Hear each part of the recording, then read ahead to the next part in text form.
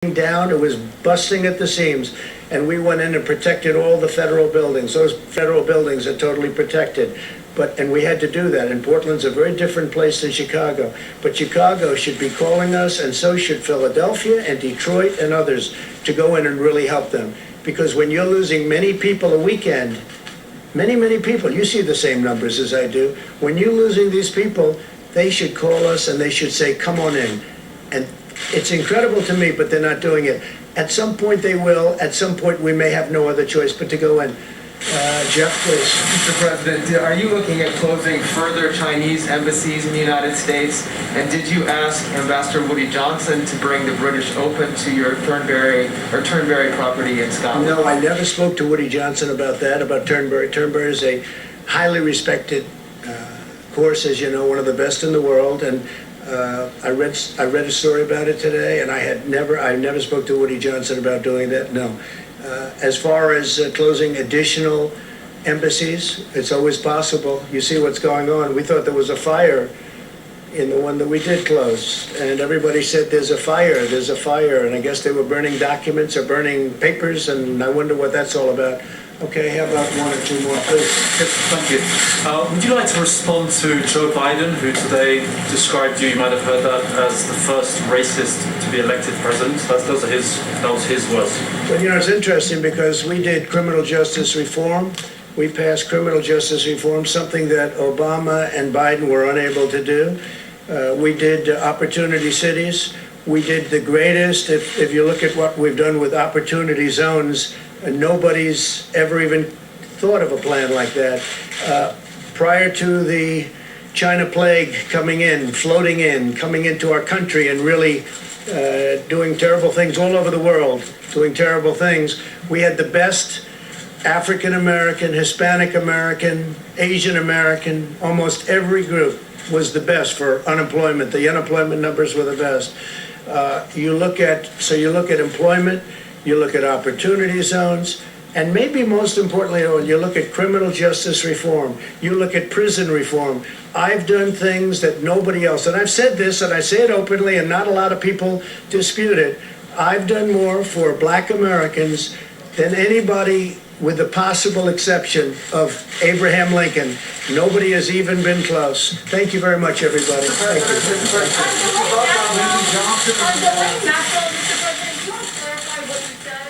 you. Well, that was a press conference. This one a little bit shorter than yesterday, a little less than 30 minutes there. And once again, no health officials with the president. The president asked about that today, and he said he gets his briefings and he is presenting what he is getting to the public. I would say today, when it came to the facts on the virus, it was more of the president cherry-picking things. There were some outright falsehoods, but some of the other things were sort of cherry-picked here. Probably the most notable of the outright falsehoods was this idea that he said a lot of people say that children do not transmit very easily. Well, first of all, the president doesn't define what children is here. There's a study from South Korea that children younger than 10 transmit to others much less often than adults do. That risk is not zero. The problem is children ages 10 to 19, they can spread the virus basically at least as well as adults do. So this is a real serious issue for middle and high school, and there's just a complete gloss over there and sort of a non-acknowledgement on that, though when pressed you heard a little bit there. Let me bring in his descriptions of the current state of these cities, Jonathan. No question, Chuck, and it's all about the politics. I think he's painting a very bleak and dire picture of these American cities run by Democratic mayors. We heard him hit those talking points, frankly, a couple of times today, trying to portray these cities as lawless and needing federal assistance, which is clearly not meant to win many votes in cities like Portland and Chicago, Democratic strongholds, but to try to send a signal to suburban voters or senior voters who might be unnerved by the descriptions that he's providing and might want to choose a law and order candidate, which in that case would be President Trump. We certainly know, Chuck, we're not going to praise him for a change in tone. We know that it's only a matter of time before it changes back. He's done this before. What he did do today, though, was stick to his talking points more than he usually does. So we can say that. And he clearly wanted to hit a few. And these were political points. They weren't just about the virus. It wasn't. And what Carol said is correct. He did seem a little more upbeat. He also stressed the economic recovery. And as a final point, we shouldn't overlook that, because though that recovery is certainly fragile with these cases surging in the virus throughout the country, but his advisors say, look, the president's not going to have a shot at re-election if the economy doesn't continue to improve, if it doesn't pick up. So, of course, he wanted to make sure to stress that with the eyes of the nation upon him. I think for what it's worth today, once again, felt more like a political event in order to improve his own political standing than it was a general information event for the general public. We all need to give Ari his show, so I want to give Ari a show. Carol Lee, Jonathan Lemire, thank you. Dr. Kavita Patel, thank you for working overtime for us. That's all we have here for a little bit of this overtime edition of Meet the Press Daily. But hey, the beat begins right now. Ari, take it away, sir. Yes, sir, Chuck, and I think we'll be helming some of this special coverage as the briefings continue, so always good to see you, sir. Yes. Nice to see you, sir. I want to welcome you to the beat. I am Ari Melber, and in a moment we're going to bring in our expert medical guests to continue this special coverage. Let me just give you some of the facts. The United States has over 3.8 million virus cases and 143,000 deaths. A death toll in America that is surpassing now more than 1,000 people per day on Tuesday, a grim milestone to be sure. And it is, as you can see here, the first time that it's gotten back that high since late May. That one spike in between is when New Jersey was adding 2,000 probable COVID deaths, which had happened previously. That's what that blue line is. All of this following the rise in confirmed cases, while scientists note that mortality rates typically follow these case increases by about 2 weeks. Late today, the president gave this second COVID briefing of the week. That was after a 3-month hiatus away from this. Now, as mentioned, and the president gave his explanation for this today, members of the medical task force were not in physical attendance in the room. So you have 2 days where the president is using this valuable time to give the updates. He says that he is doing a, quote, concise presentation of what the medical experts say. But of course, it is a departure from what the administration used to do, which is have some of those medical experts say the things themselves. All of this comes against a clash with some of those very experts, including what is spilled out in public, sometimes what appear to be barbs or disagreements back and forth with the very famous Dr. Anthony Fauci.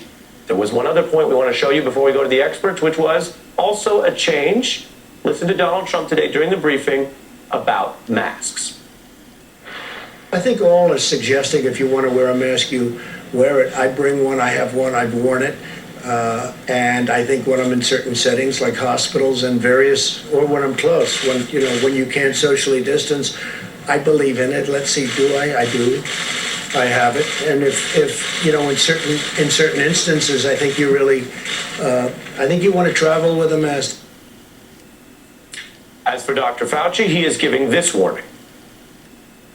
I don't see this disappearing the way SARS-1 did. The reason I say that is that it is so efficient in its ability to transmit from human to human that I think we ultimately will get control of it. I don't really see us eradicating it. Those are the words from the doctor and the president, and let's get right to it now with Bina Venkatraman, editorial page editor for the Boston Globe, who's pulpit is to offer clear information about what is advised, what kinds of actions are advised on the part of the American public.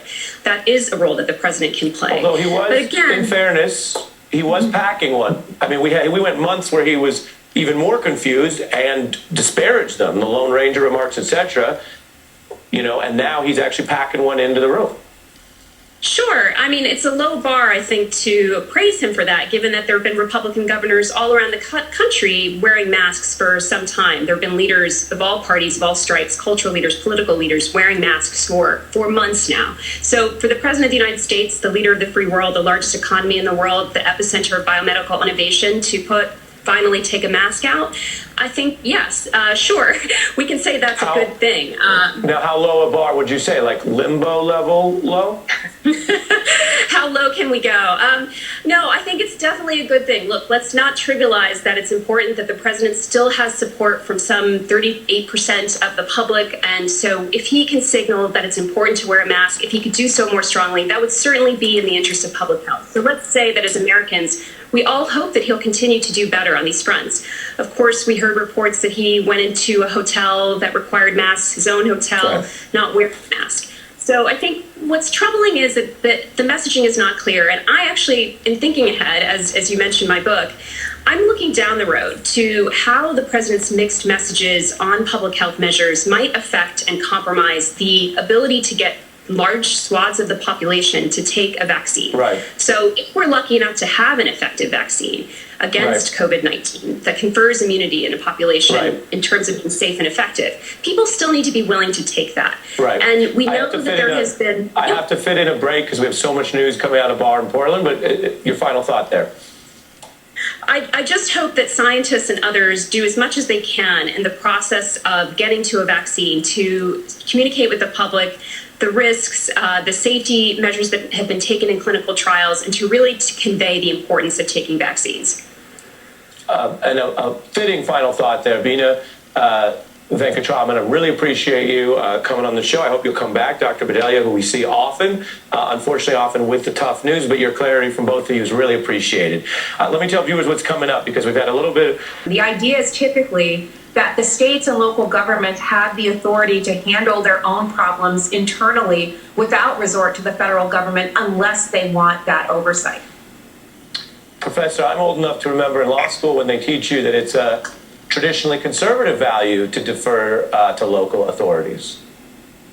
Well, again, that's the point. The idea of sending in the federal government unilaterally would be for, I think, many who consider themselves conservatives or libertarians, the kind of tyrannical federal intervention that the Constitution would prohibit or certainly frown upon. We always end a little more informed. Professor Murray, appreciate you giving us some time in your class tonight. Thanks so much. Thank you. Movements of the day, Black Power, Black Panthers, which Nixon felt compelled to fight back against. Thinly veiled racial appeals. Talking about crime, by talking about law and order, or the chaos of our urban cities unleashed by the civil rights movement. Now that there is expertise on the history, but I want to share with you tonight, it is backed by some of the very people involved. A top Republican Nixon aide later admitted it, recounting how the Nixon campaign had two enemies, the anti-war left and black people, by getting the public to associate the hippies with marijuana and blacks with heroin, and then criminalizing both heavily, we could disrupt those communities, end quote. That confession right there is deep.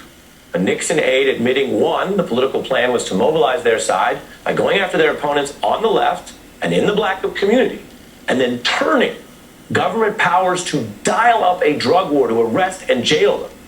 Now that's plenty. But here's part two of that confession. Did we know we were lying about the drugs, he asked? Of course we did. A government abusing law and order to get power while claiming it's the guardian of law and order. Well, you can see the echoes here. Tonight, many mayors and many Trump critics argue that's exactly what his administration is doing now. But when it comes to voters, it's still an open question whether these tactics will work as they have in the past. And here's why. Right now, the surging support for the Black Lives Matter movement has skyrocketed in the wake of these protests since George Floyd's killing. The percentage of voters also who now think that black Americans face discrimination, you can see from 2008 to 2020, has doubled. Americans now say they see systemic racism in a new way. And this brings us, of course, back to the protests, back to the thing that, according to these mayors and critics, Donald Trump is trying to squelch. Here's how Reverend Al Sharpton, who is both a colleague but also has been working on these issues for decades, here's how he put it at the Floyd funeral, discussing what the law means and why it needs equality. What happened happened to Floyd happens every day in this country, in education, in health services, and in every area of American life. It's time for us to stand up in Georgia's name and say, get your knee off our necks. Buckets, and you can always recognize me because I'm the clown that has a bucket on his head. I really just try to interact with the kids different types of ways, high fives, for example. The power of a high five is awesome.